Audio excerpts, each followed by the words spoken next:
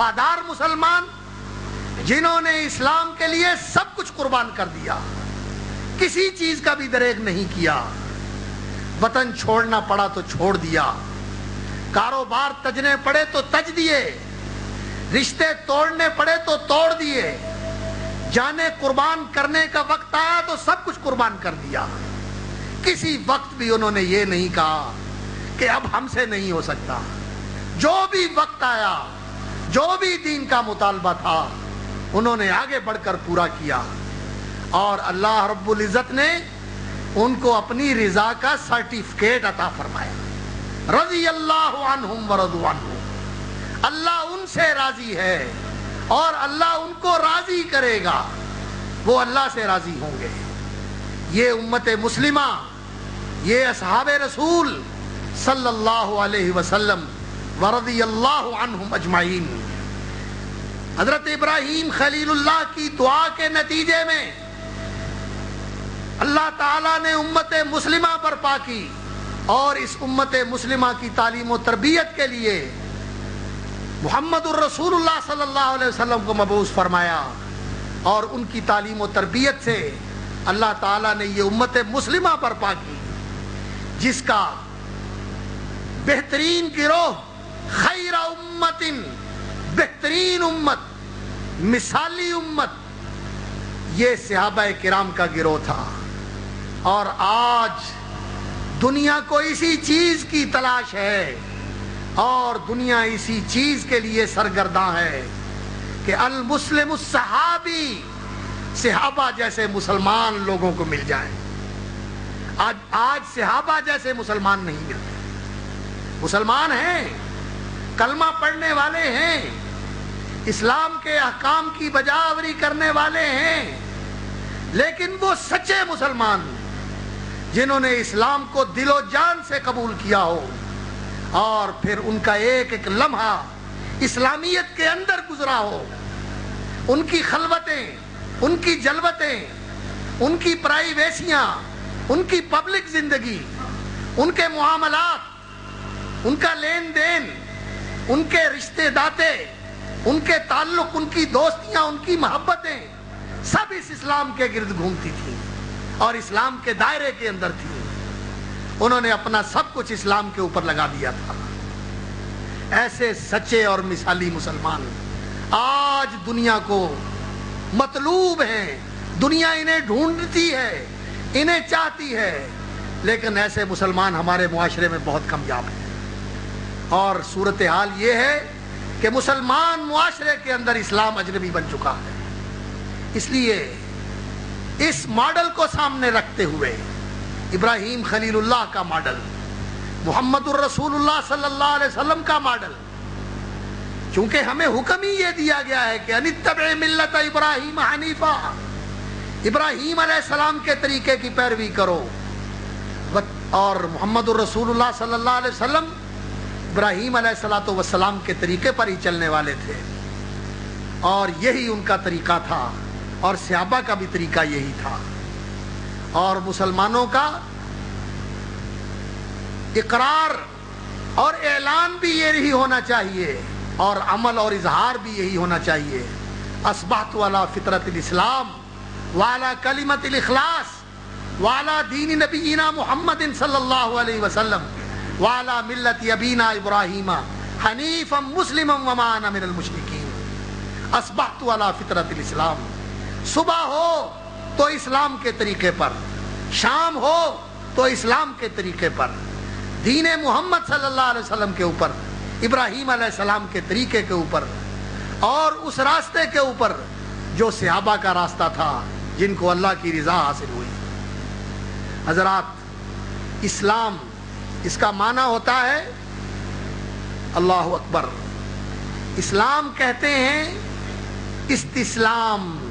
فرما بردار بن جانے کو،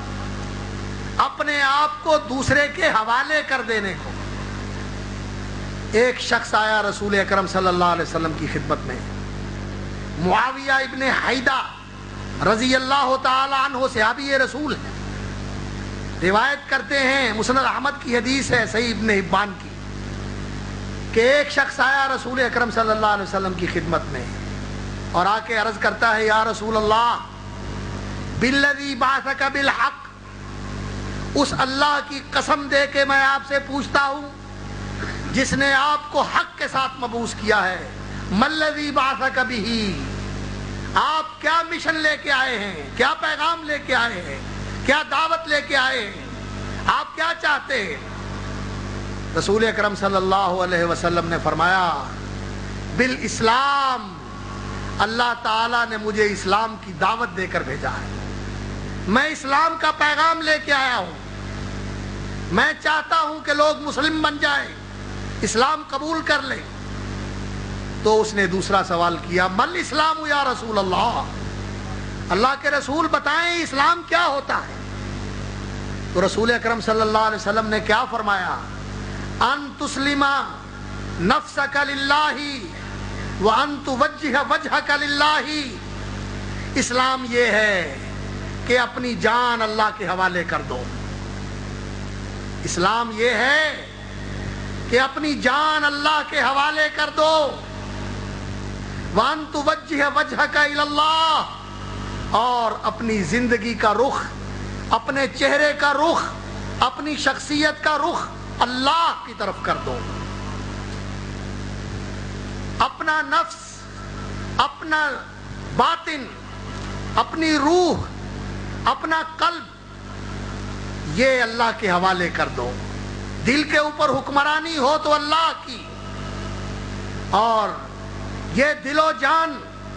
اللہ کے حوالے کر دو کہ یہ اللہ کا ہے اور اس پہ اللہ ہی کا حکم چلے گا، باطن بھی اللہ کے حوالے اور ظاہر بھی اللہ کے حوالے۔ یہ انسان کا چہرہ انسان کی پوری شخصیت کا آئینہ دار ہے، پوری شخصیت انسان کی اس چہرے سے ظاہر ہوتی ہے، چہرہ دیکھنے سے انسان کی شخصیت کا پتہ چل جاتا ہے۔ ان توجہ وجہک الی اللہ، اپنا چہرہ بھی اللہ کی طرف کر دو، اور تمہارا وہی اعلان ہو جو ابراہیم علیہ السلام کا اعلان تھا، وجہت وجہی للذی فطر السماوات والارض حنیفا، میں نے اپنا رخ اللہ کی طرف کر دیا جو آسمان و زمین کا خالق ہے، حنیفا، یکسو ہو کر، یک رخ ہو کر، ہر طرف سے منہ موڑ کے،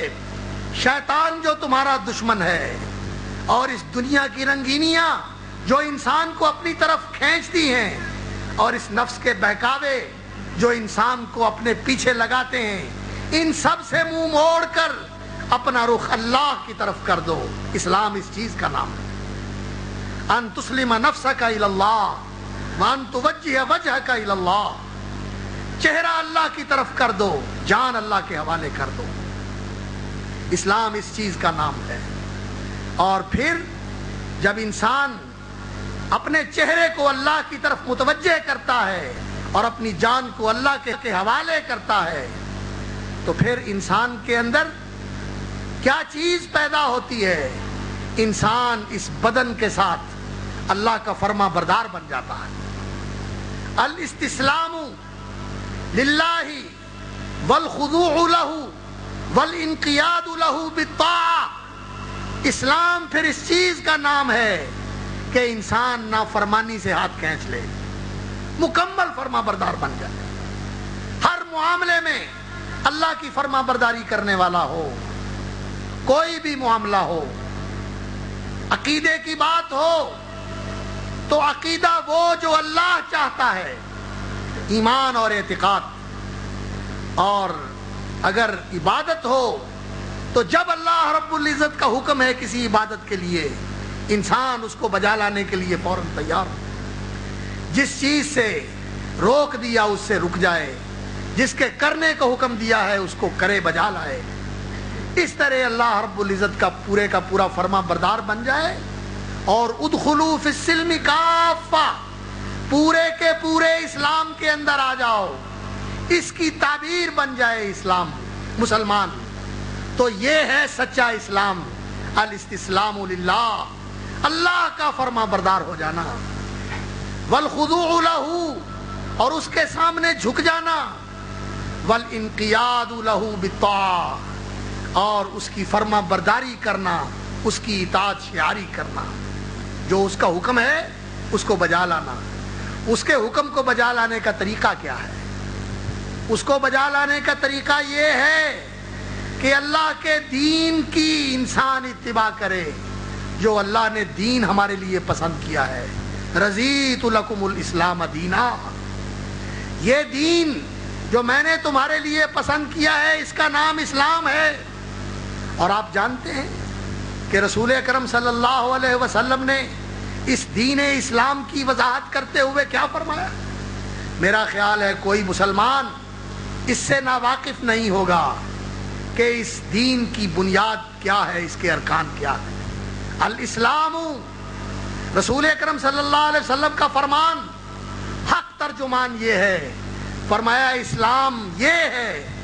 ان تشہد ان لا الہ الا اللہ وحدہ لا شریک لہ وان تشہد ان محمدا عبدہ ورسولہ. شہادتین کی تحقیق، اللہ کی الوہیت، اس کے برحق معبود ہونے کی گواہی دینا، اور اس طرح گواہی دینا کہ انسان اس کی وحدانیت مانے اور اس کے ساتھ کسی کو شریک نہ بنائے. اور محمد الرسول اللہ صلی اللہ علیہ وسلم کو اللہ کا رسول مانے. رسول ماننے کا معنی یہ ہوتا ہے کہ ان کی ہر خبر کی تصدیق کرے، ہر حکم کی بجاوری کرے، جس چیز سے روک دیا اس سے باز رہے. یہ ماننا ہے، یہ معنی ہے اس گواہی کا کہ اشہد ان محمد عبدہ ورسولہ.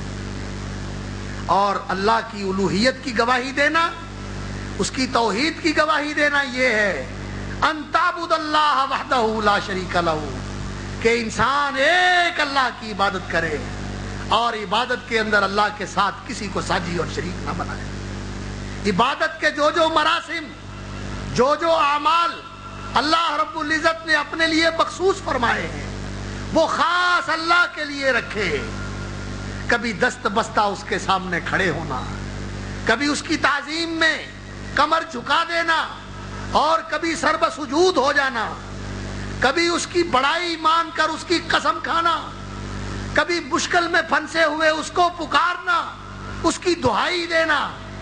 اور کبھی نیاز مندی کا اظہار کرتے ہوئے اس کے لیے نظر و نیاز دینا.